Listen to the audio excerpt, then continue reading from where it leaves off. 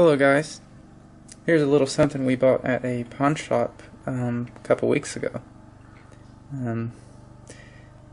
We were going in just looking for, we had something in mind. Since we have a 3 9mm and a 45 Colt, we wanted a 40 cal. And we were thinking it might be cool to find a used older gun, and we happened to find it in the first pawn shop we went into. So here it is. This is a case I bought afterward, but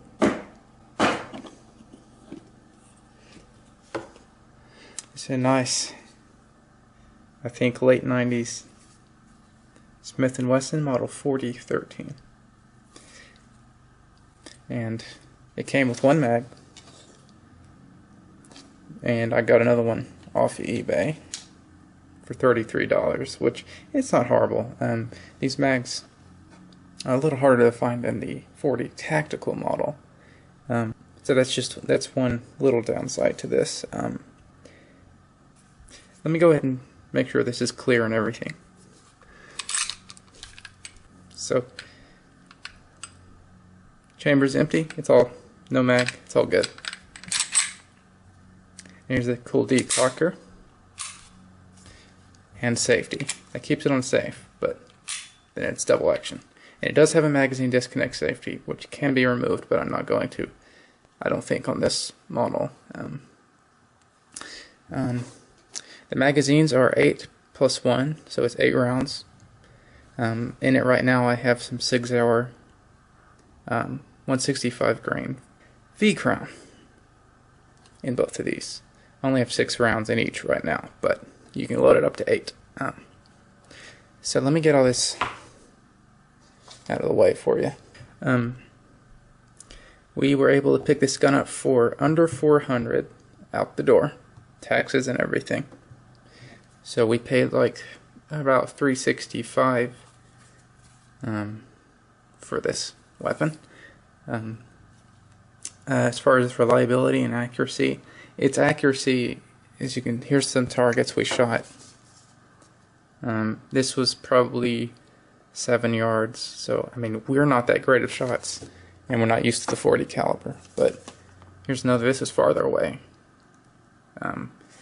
so it's probably better than we are. There was no reliability issues. We shot 50 rounds of Freedom Munitions 165 grain flat point.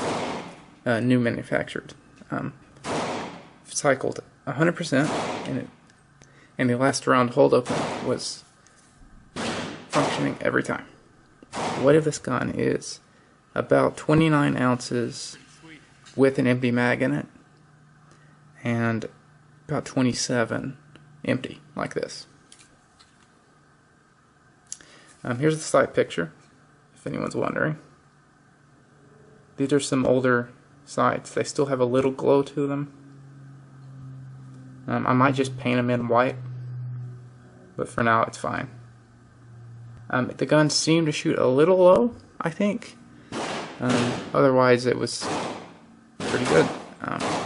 This mag it came with is more of a flat fit, and the one we got off eBay has an extended pinky extension. See?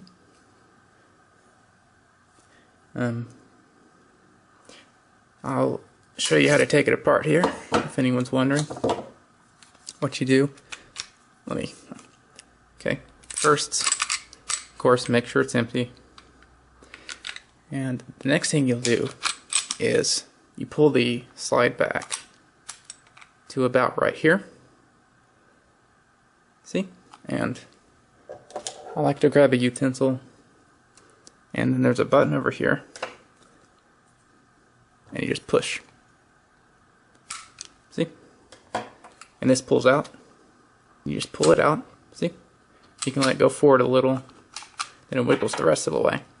And you push forward. Now this hammer will come forward on its own, but I'll just go ahead and let it happen like that.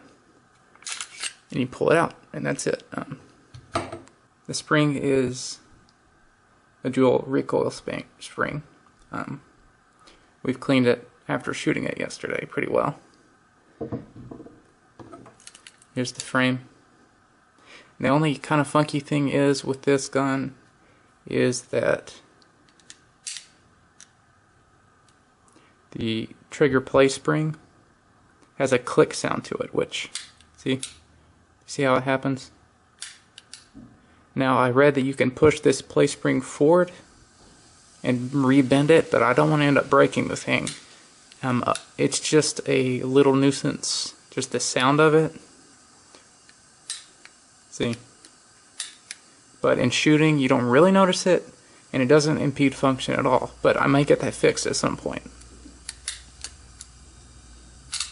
So, the only other downside to this model that we got, this gun, is it didn't have a grip pin. So the grips were sliding off. So we bought that from Midway USA. I got it from, I went ahead and bought the pin from that's supposed to fit a C9, Smith & Wesson C9 models, and it fit just fine. It's a stainless pin. Luckily it fit and holds the piece in right here and keeps the grips right on the frame there. Reassembly, of course, you would take the spring out and the barrel out just like any other automatic. The guide rod, it's an all-metal guide rod, so that's cool. Reassembly is pretty much reverse order. As you pull it back, and then there's these little springs here. Make sure these are pushed down one at a time. See? As you pull back.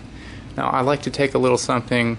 As you push the slide back, go ahead and depress these little springs with something as you push back. Now I'm kind of leaning over the camera here, so it's a little hard for me to do right now. I'm going to do this off camera just for a second. Okay, so all I did was take this and push this down pretty good as you pull the slide back. See? It goes back in place. Go ahead and pull it back. Just go ahead and all the way, and then just slip your.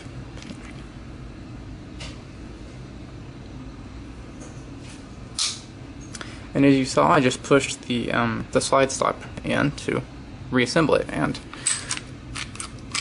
check for everything, check for function and all that. So that's it for that.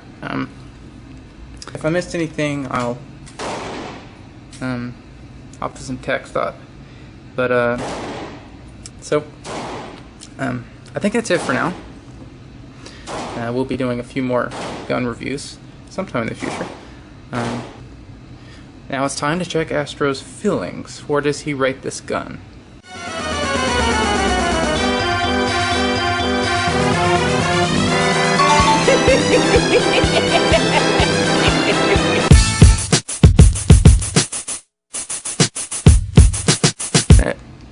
You can actually, ow, okay. I like to take